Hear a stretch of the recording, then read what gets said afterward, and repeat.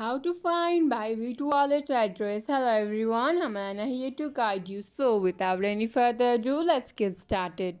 So first off, open up the ByBit app. Then what you want to do is click on deposit in the top right. Now here click on deposit crypto. Then select the cryptocurrency that you would like to find your wallet address for. So for example, I will find my wallet address for Bitcoin. Now here you can choose a chain type. So this is the network for Bitcoin. You can only use the BTC network on ByBit. So I will pick up the BTC network. Then here you will get your wallet address and you can click on copy right there. And now you have copied your Bitcoin wallet address and you need to make sure that on the other wallet that you are sending from, you of course use the same coin and the same network.